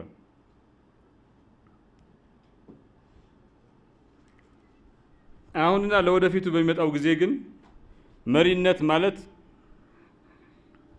በምትወስደው ድርጊት ባለህ ተጽዕኖና በተሸከምከውና በተጫማኸው ዓላማ ነው የሚለካው። ፖዚሽን ኖሮ ድርጊት ለዛ የማይመጥን ከሆነ፣ ፖዚሽን ኖሮ ተጽዕኖ ከሌለ፣ ፖዚሽን ኖሮ ስልጣን ኖሮ ዓላማ ደካማ ከሆነ መሪ አይደለም።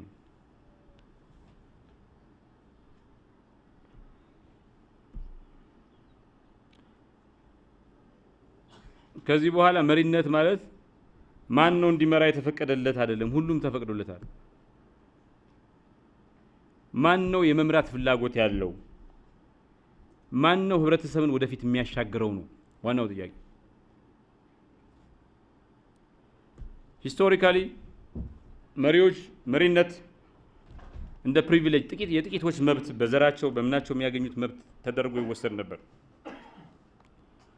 ለጀነራሎች፣ ለንጉሳውያን ቤተሰቦች፣ ለሃይማኖት አባቶች፣ ለሆነ ካምፓኒ ሲኢኦዎች ብቻ የተፈቀደ ነበር። በዛ ምክንያት በሃይራርኪ በኮንትሮል እና ሊሚትድ አክሰስ የተገደበ ነበር። ኖርማል ሰዎች እንደኔ ከገጠር የመጡ ሰዎች ተከታዮች እንጂ ውሳኔ ሰጪዎች መሆን አይችሉም ነበር። መሪነት ይወረስ ነበር። መሪነት በሹመት በምደባ የሚገኝ ነበር። ኦር መሪነት ስለተመረጥክ የምታገኘው ነገር ነበር። ሁሉም ሰው it was not expected of everyone ሁሉም ሰው መሪ ይሆናል ተብሎ አይታሰብም ነበር። አሁን ግን መሪነት ዲስትሪቢዩትድ ነው፣ ዴሞክራታይዝድ ነው፣ ዲማንድድ ነው። መሪ ነኝ ፈልጎ ብሎ የሚያስብ ሰው ካለ ተወዳድሮም መሪ መሆን ይችላል። መሪ የመሆን ችሎታ ሁላችንም አለን። ሁላችንም እንችላለን። ስትራክቸራሊ ሁሉም ቦታ የትም ቦታ መሪ መሆን ይችላል። መሪ ማለት አንድ አይደለም። የዚህ መስሪያ ቤት መሪ ነው የሚባለው ሙሉ ቀን አይደለም፣ ምክትሎቹ ብቻ አይደለም። ኤቭሪባዲ ኢዝ ሊደር ግን ይለያያል። ያ ማለት ይሄ ለምን ሆነ? ለምን ሶሻል ሚዲያ ሁሉም ሰው ድምጽም ፕላትፎርምም ሰጥቶታል ኢንፍሉዌንስ የማድረግ።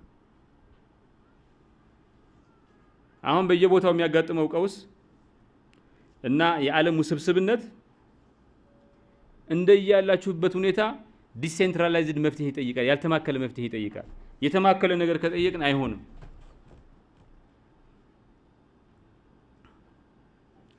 ሁሉም ሰው፣ ሁሉም ዜጋ፣ ሁሉም ሰራተኛ፣ ሁሉም ተማሪ፣ ሁሉም ወላጅ፣ ሁሉም ሰው አክሽን የሚወስድበት ዘመን ነው። ሁሉም ሰው በሆነ ነገር ኢንፍሉዌንስድ ይሆናል፣ የሆነ ነገር ኢንፍሉዌንስ ያደርጋል። ግሬታ ቱንበርግ ሚሊዮኖቹን ለከባቢ አየር ለውጥ ትግል አነሳስታለች። ህፃናት በአክቲቪዝም ሚሊዮኖች ተፈጥሮ እንዲከባከቡ የሰው ልጅ ከክላይሜት ቼንጅ እንዲጠብቁ አነሳስተዋል።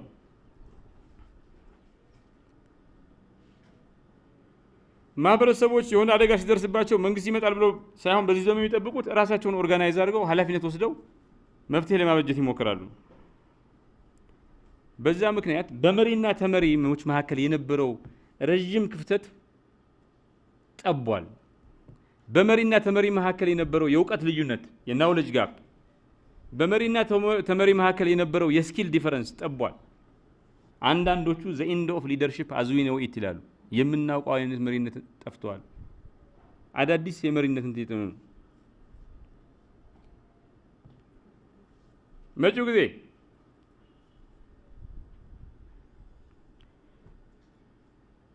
ዓለም የበለጠ ውስብስብ ይሆናል። ዓለም የበለጠ የተሳሰረ ይሆናል። ዓለም የበለጠ ለቀውስ ተጋላጭ ይሆናል። ዓለም የበለጠ አሳታፊ ይሆናል። ኤክስፓንድ ነው የሚያደርገው። ችግሩም ኤክስፓንድ ያደርጋል፣ መፍትሄውም ችግር እንትን ኤክስፓንድ ያደርጋል። ሁሉም ሰው መሪ መሆን ይችላል ማለት በራሱ ጉዳይ ላይ መሪ በአንድም በሌላ መልኩ ኢንፍሉዌንስ ያደርጋል። መሪነት ኢንፍሉዌንስ ከሆነ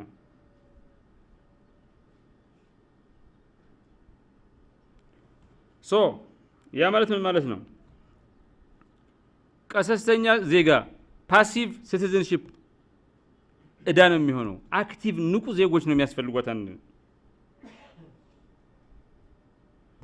ሌላው እስኪፈቅድልህ ከጠበቅ፣ ሌላው መፍትሄ እስኪያመጣልህ ከጠበቅ፣ ሌላው እስኪያስብልህ ከጠበቅ ውጤቱ ወደ ኋላ ትዘገያለህ። ሌላው እንደዛ ስለማይሆን ማለት የአክቲቭ ፖዚሽን ፖዚሽን ማለት መሪነት ማለት ፖዚሽን አይደለም፣ ሪፍሌክስ ነው። መጻኤው ዘመን ሁሉም ሰው እንዲያስብ፣ ሁሉም ሰው እንዲወስን፣ ሁሉም ሰው እንደ መሪ አክት እንዲያደርግ ይጠብቃል። ለምን? መምራት አለመቻል the cost of failing to lead ውጤቱ መፍረስ ነው። ውጤቱ እድል መምከን ነው። ሁሉም ሰው የሆነ ነገር እየመራ ነው ባይዘው። ሁሉም ሰው ሁላችንም የሆነ ነገር እንመራለን። ትክክል ስለምትሉት ነገር ስታወሩ ወነንና እሴትን ታቋቁማላችሁ።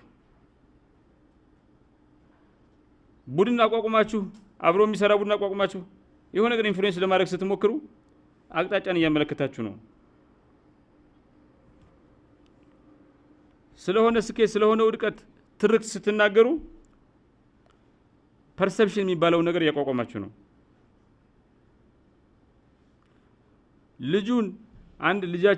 ልጆቻችሁን ዓላማ የተሞራ ህይወትን በዓላማ የሚመራ ህይወትን እንዲኖሩ ኮች ስታረጉ የሚቀጥለው ትውልድ እያፈራችሁ ነው። የጥፋት መንጋን ምናምን አልከተልም ብላችሁ ኖ ስትሉ በሬዚስታንስ ቴምፕቴሽንን ኖ በማለት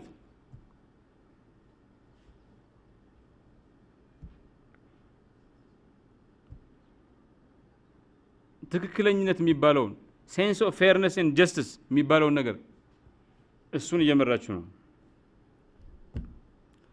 መሪነት በዚህ ዘመን እና በሚቀጥለው ዘመን ስልጣን አይደለም። መሪነት ማለት ኃላፊነት አይደለም። የሆነ ፖዚሽን ጀነራል ማኔጀር ምናምን ማለት አይደለም።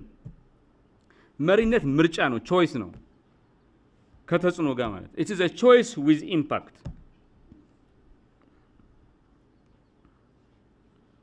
በዚህ ዘመን መሪዎች ማይክሮ ሊደር ናቸው። ማይክሮ ሊደር ምን ማለት ነው?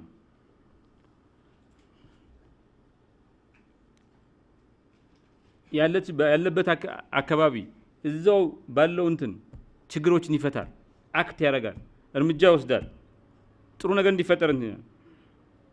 ግን ዲጂታሊ ደግሞ አክት ያደርጋል፣ ዲጂታሊ አክት ያደርጋል፣ ይሰፋል ማለት ነው።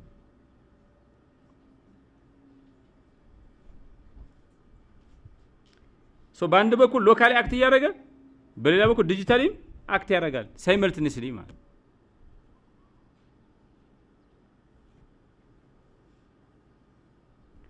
የማህበረሰባችሁን የፌስቡክ ፔጅ ልትመሩ ትችላላችሁ። በግሩፕ ቻት ገብታችሁ ትርክትል ሼፕለም ተጽዕኖ ለማሳተፍ ሞክራችሁ የብዙ ሚሊዮን ሰዎችን ችግር ልትፈቱ ትችላላችሁ።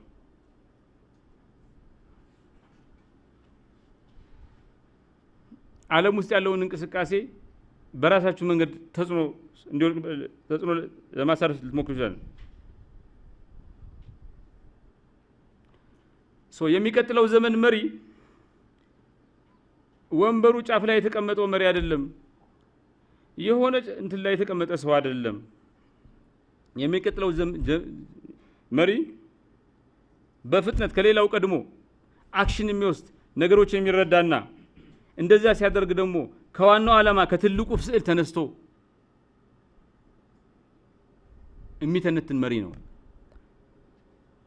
who moves first solve a problem and does so according to the purpose። ዝም ብሎ ከሰልፍሽነት ምናምን አይደለም። ሁሉም መሪ ከሆነ ማን ነው የሚከተለው? ማን ነው ተከታዩ?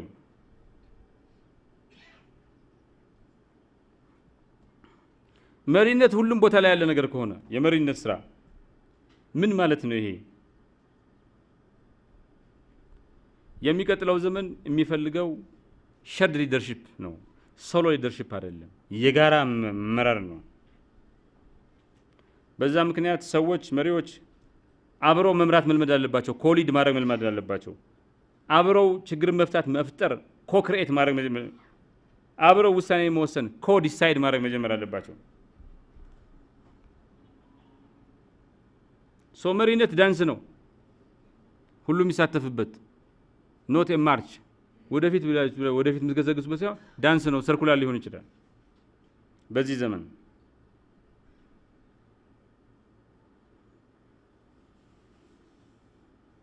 ትላንት መሪነት ታይትልና ፖዚሽን ነበር። ዛሬ አክሽንና ሬስፖንሲቢሊቲ ነው። ትላንት መሪነት ከላይ የተሰጠ ማንዴት ነበር፣ ኦቶሪቲ ፍሮም አባብ ነበር። አሁን ክሬዲቢሊቲ ፍሮም ዊዝን ነው። ትላንት መሪነት ብዙዎቹን መምራት መቻል ነበር። ዛሬ መሪነት እኩል በሆኑ ሰዎች መካከል በምሳሌያዊ በአብነት መምራት ነው። ትላንት መሪነት ማለት የሆነ ቦታ ላይ ተቀመጠ ጫፍ ላይ ተቀመጠ አንድ ሰው ነበር። ዛሬ መሪነት ማለት ሁሉም ሰው መድረስ ወደሚፈልግበት ቦታ እንዲደርስ ማገዝ ነው። በሚቀጥለው ዘመን ዋናው ጥያቄ መሪ ነህ ወይ የሚለው አይደለም። ተራህ ሲደርስ ጊዜ ሲደርስ እንዴት ነው የምትመራው ነው። ሁሉም ሰው መሪ ነው ብሎ አስበን የሆነ ጊዜ መሪነትን ኤክሰርሳይዝ ታደርጋለህ ብለን አንተ ጊዜ ሲደርስ ምንድን ነው የምትመራው? እንዴት ነው የምትመራው ነው። አንድ ሰው ያለ ፖዚሽን ያለ ታይትል እንዴት ነው የሚመራው? the art of influence without authority ይባላል። ያለ ስልጣን ያለ እንትን ተጽዕኖ የማስተዳደሪያ ጥበብ። መሪ የሚባለው ማኔጀር፣ ዳይሬክተር፣ ፕሬዚደንት፣ አለቃ የሆነ አለቃ ፖዚሽን የሆነ ሃይራርኪ ውስጥ ያለው ይመስል ነበር። ግን መሪነት ማለት የተሰጠ ታይትል አይደለም፣ የምታመጣው ነገር ነው። የሆነ ነገር ከየጠፋውን የምታመጣው ያልነበረን ነገር የምታመጣበት መንገድ ነው። ያመጣው ለውጥ ነው። የምታቀነቅነው ያመጣው ለውጥ ነው። ሌሎች በመንገዱ ላይ ያለምንም እንቅፋት እንዲሄዱ የጠረክላቸው መንገድ ነው መሪነት ማለት ነው። በዛ ምክንያት መሪ ለመሆን በዚህ ዘመን ፖዚሽን አያስፈልጋችሁም። የሚያስፈልጋችሁ ዓላማ፣ ወኔና ተከታትሎ ዳሬ ማድረስ እንትን ነው። ያለ ፖዚሽን ያለ ምናምን መሪ መሆን ማለት ምን ማለት ነው? ኢኒሼቲቭ በመውሰድ መምራት ማለት ነው። በማዘዝ ሳይሆን ኢኒሼቲቭ በመውሰድ መሪ መሆን ማለት ምን ማለት ነው? ሌላው ተአማኒነት ማለት ነው። ትዕዛዝ ማለት አይደለም፣ ተአማኒነት ነው። መሪነት ምን ማለት ነው? ኢንስፓይሬሽን ነው፣ ማነሳሳት ነው። ኢምፖዚሽን አይደለም፣ መጫን አይደለም። በሌላው ላይ መሪነት ማለት ምን ማለት ነው? ድርጊት ነው፣ አክሽን ነው። መሾም አይደለም፣ አፖይንትመንት አይደለም። የምትመራው መሪ የምትሆነው በአንተ ምክንያት ሰዎች ሙቭ ሲያደርጉ ነው። በአንተ ምክንያት የሆነ የማይፈልጉት ነገር ሲያደርጉ፣ በአንተ ምክንያት አንተ አነሳስተሃቸው የማያምኑበትን ነገር ሲያደርጉ፣ ስለ ራሳቸው የነበራቸው እምነት ተቀይሮ እኔ ተአምር እሰራለሁ ብለው ሲያምኑ ነው። ፖዚሽን የሌለው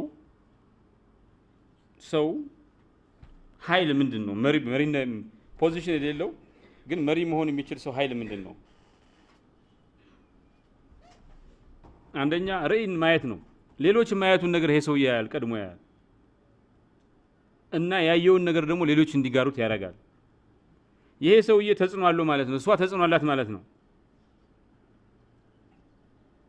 ይሄ ሰውዬ አብነት ነው ማለት ነው። የሚያደርገው ነገር ሰዎች እንደ አብነት የሚቆጥሩት ነገር ነው ማለት ነው።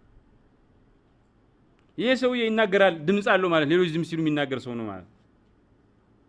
ይሄ ሰውዬ አስተዋጽኦ ለማድረግ የሚያስችል አቅም ያለው እና በተግባርም አስተዋጽኦ የሚያደርግ ነው። ይሄ ሰውዬ ድልድይ የሚገነባ እንጂ አጥር ገንቢ አይደለም። ሰዎችን ኮኔክት ያደርጋል። ይሄ ሰውዬ አደጋ ሲመጣ ችግር ሲፈጠር የሚሸሽ ሰው አይደለም። ራሱን ለዛ ሁኔታ የሚያቀርብ ሰው ነው። ያለ ፖዚሽን መምራት ከፈለጋችሁ ያላችሁበት ቦታ ጀምሩ። ጋዜጠኛ ልትሆኑ ትችላላችሁ፣ ጥበቃ ልትሆኑ ትችላላችሁ፣ መልእክተኛ ልትሆኑ ትችላላችሁ። wherever you are start ያላችሁበት ቦታ ጀምሩ። ይሄን ነገር ለምንድን ነው በዚህ መልኩ የምንሰራው? ይሄን ነገር ብንቀይረው ምን ይመጣል? ሌላ አዲስ ስራ ብንጀምር ብላችሁ ጠይቁ። የትም ቦታ ጀምሩ።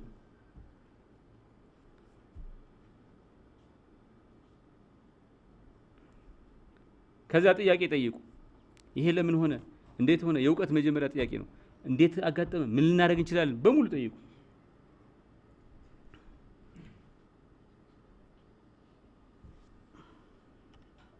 ከዛ የሞራል የበላይነትን ገንቡ። ቢውልድ ኢን ሞራል አውቶሪቲ።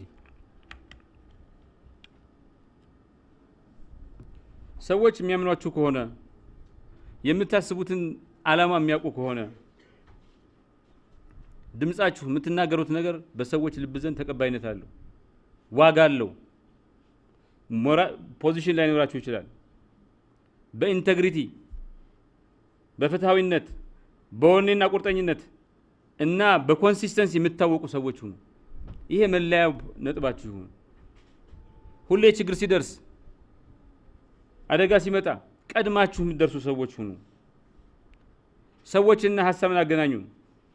እገሌ ማግኘት አለብህ፣ እገሌ እኮ እንዳንተ ሐሳብ አለው፣ እገሌ እኮ ብር አለው፣ ተገናኙና እንትን በሉ። ቡድን ኤና ቢን ቡድን ሀናልን አገናኙ።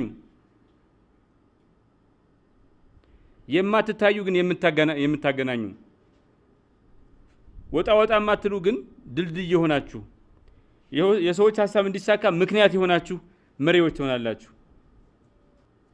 ሮዛ ፓርክስ ምንም ፖዚሽን አልነበራትም። በሲቪል ዲዛይን ሙቭመንት ምንም አልነበረባትም። አላባማ ላይ ኖ አለች። ኢንስፓይሬሽናል እንድን ሆና በዛ ሲቪል ሶሳይቲ ሱጋ ምንም ፖዚሽን ሳይኖራት በጣም ኢምፓክትፉል ሰው ሆናለች። ማላላ ዩሱፍ ተመሳሳይ ነገር። ሶ ፓወር ኢዝ ኖት አ ትሮን። ስልጣን ማለት ዘውድ አይደለም። እርግጠኝነት በተዋደለበት ጊዜ፣ ቀውስ በመጣ ጊዜ ውሳኔ መወሰንና አክት ማድረግ የሚያስፈልገውን አክሽን መውሰድ ነው ፓወር ማለት። ይሄ በመቼውም ጊዜ ሁሉም ሰው ኃላፊነት አለብኝ ብሎ ካልተንቀሳቀሰ፣ እኔ መሪ አይደለሁም የመሪ ጉዳይ ነው ብሎ ካልተንቀሳቀሰ ሁሉም ሰው አደጋ የማድረስ አቅም አለው። አሁን በፌስቡክ፣ በቲክቶክ፣ በትዊተር ህዝብን ከህዝብ ማባላት፣ ቤተሰብን ከቤተሰብ ማጋጨት፣ አገርን ከሀገር፣ ብሔርን ከብሔር ማጋጨት፣ ሃይማኖትን ከሃይማኖት መብት እንትን አለው። መሪ ነኝ ብሎ በኃላፊነት ካልተንቀሳቀሰ ብዙ አደጋ ይደርሳል። መሪ ነኝ ብሎ በኃላፊነት ካልተንቀሳቀሰ ብዙ እድል ይመክናል። ልክ ራሳችን ሲሪየስሊ ወስደን መሪ ነን ብለን እንትን ካለ አደገኛ ነው። በተቋማት ላይ ያለው እምነት እየቀነሰ ነው። ሃይራርኪ እየፈራረሰ ነው። ሪሞት የስራ ኤንቫይሮንመንት እየተፈጠረ ነው። በዛ ምክንያት ሁሉም ኃላፊነት ተሰምቶት እንደ መሪ ራሱን ወስዶ በስነ ምግባር ካልተንቀሳቀሰ ብዙ አደጋ ይደርሳል፣ ብዙ ጥቅም ይባክናል። መሪነት መምጣት ያለበት ከሁሉም ቦታ ነው። ከዚህ ቦታ የሚባል ነገር የለም። ኤቭሪባዲ ሹድ ቢ ሊደር። ሁሉም ኃላፊነት መሪነት ማለት ኃላፊነት ስለሆነ መሪነት ማለት ግዴታ ስለሆነ ማንዴት ስለሆነ ሪስፖንሲቢሊቲ ስለሆነ ለወደፊቱ የተቋማት መሪነት የሚመጣው ዜጎቹን በማብቃትና ወደፊት ለፊት እንዲሄዱ በማብቃት ኮንትሮል በማድረግ አይደለም ማለት ነው። ፖዚሽን ላይ ኖራችሁ ይችላል። የሆነ ስልጣን ላይ ኖራችሁ ይችላል። የሆነ ፈቃድ የሰጣችሁ ኃይል ሊሆን ይችላል። ምክንያት ካላችሁ፣ ህሊና ካላችሁ እና ኮሚትመንት ካላችሁ መሪ ለመሆን የሚያበቃው ሁሉም ነገር አላችሁ ማለት ነው። ስለዚህ you were never waiting for a position. The position was waiting for you to act. ኃላፊነቱን እየጠበቃችሁ ሳይሆን፣ ስልጣን እየጠበቃችሁ ሳይሆን፣ ስልጣኑ ውሳኔ እንድትወስኑ እየጠበቃችሁ ነበር ማለት ነው። ጋዜጠኞች መሪዎች ናቸው ወይ? ለመሆኑ ጋዜጠኝነትና መሪነት ምን አገናኘው? ጋዜጠኝነት መሪነት ነው። እያንዳንዱ ጋዜጠኛ መሪ ነው የሚል ነው። ጋዜጠኞች ምንድነው የሚያደርጉት? በህዝብ አስተያየት ላይ አስተሳሰብ ላይ ተጽዕኖ ያሳርፋሉ። የህዝብ ፐብሊክ ኦፒኒየንን ይቀርጻሉ። ፐብሊክ ፐርሰፕሽን ይቀርጻሉ።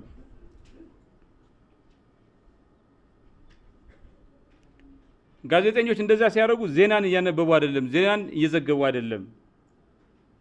ህብረተሰብ የሚወያይበትን አጀንዳ እየቀረጹ ነው።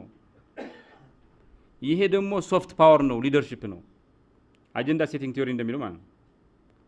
የትኛው ላይ እንደምታተኩር ስትወስን፣ አንድን ስቶሪ እንዴት ፍሬም እንደሚደረግ ስትወስኑ፣ የትኛውን ድምጽ እንደምታጎሉና የትኛውን እንደምትደፍቁት ስትወስኑ፣ ጋዜጠኞች የህዝብ ውይይትና አጀንዳን የማህበረሰብ ንቃትንና የፖሊሲ ከባብን እየፈጠራችሁ ነው። ይሄም ደግሞ መሪነት ነው።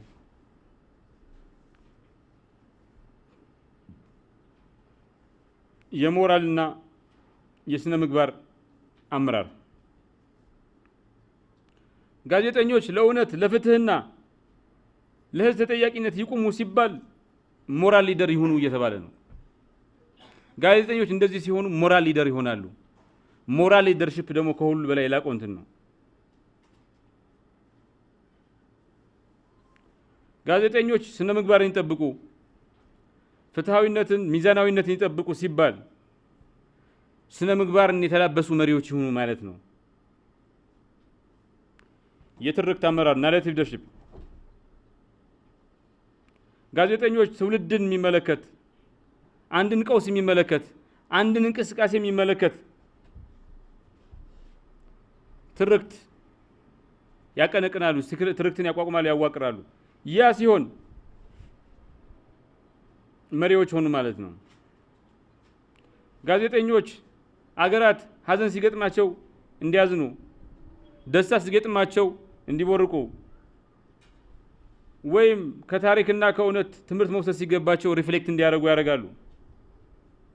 በቀውስ ውስጥ አውድን፣ በግርታ ውስጥ ግልጽነትን ለማስፈን ይሰራሉ። ይሄ ማለት አክት ኦፍ ሊደርሺፕ ነው። ፎርዝ ስቴት የሚባለው ቲዮሪ አለ። ጋዜጠኞች የአራተኛው መንግስት አካልና ያልተመረጠ የአራተኛው መንግስት አካል ናቸው ማለት ምን ማለት ነው? ሊደርሺፕ ነው። ሶስቱ የመንግስት አካል የሚመሩ ሰው መሪዎች ናቸው። ናሬቲቭ ሊደርሺፕ የጋራ ትውስታንና ማንነትን በትርክት ማቋቋም ማለት ነው። ይህም ክሊር ሊደርሺፕ ነው።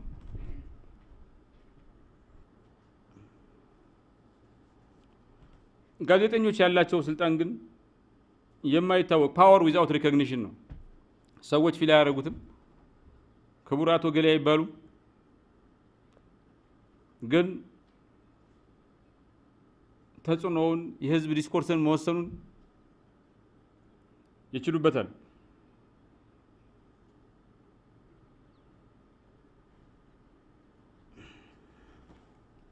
ጋዜጠኝነት ቪዚቢሊቲም ነው ቨልነራቢሊቲም ነው። ይበልጥ ሲታወቁ ይበልጥ ቨልነራብል ትሆናላችሁ። ይሄም የራሱ እንትን አለው።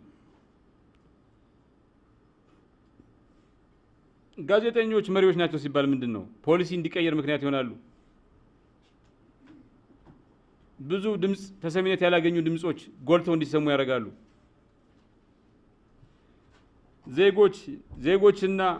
ዜጎች የሀገር መንፈስ ስሜታቸው የሀገር ወዳድነታቸው እንዲጠናከር ዴሞክራሲ እንዲጠናከር አስተዋጽኦ ያደርጋሉ። ይሄ ማለት የሊደርሺፕ ሮል ነው። አሉታዊ ውጤቱስ የእርስ በርስ ግጭትን ሊያመጡ ይችላሉ። የእሳት መረጃ ሊስፋፋ ይችላል። ህዝቡ በተቋማት ላይ ያለው እምነት ሊሸረሸር ይችላል። ይሄ ጋዜጠኝነት አቢስ ሲደረግ ነው። ጋዜጠኝነት ቀድሞም ቢሆን በታሪክ መሪነት ነበረ። ማህተመ ጋንዲ የህንድን ትግል በእንግሊዝ ጸረ ገዥነት ትግል ላይ ሲመራ ኢንዲያን ኦፒኒየን የሚባል ጋዜጣ ነበረው። ትግሉን የመራው በዚህ በኩል ነበር። መሪነቱን ያገኘው ከጋዜጠኝነት ነው ማለት ነው። ሎየር ነው ግን በፕሮፌሽን ጆርናሊስቲክ ኤክሰርሳይዝ ነው። ኢዲት ሲያደርግ ማለት የሚያሳትመው ጋዜጣ ነበረው። ጋዜጠኛ ሆኖ ያገለገለ ነበረው ማለት። በዛ በኩል የሚፈልገው ለውጥ አቀንቅኖ ህዝብ ውስጥ እንዲገባ አድርጎ የማታ ማታ ህንድን ነፃ ወጥቷል። ሊደርሺፕ ምንድን ካርል ማርክስ ኒው ሪሽ ዚቱንግ የሚባለው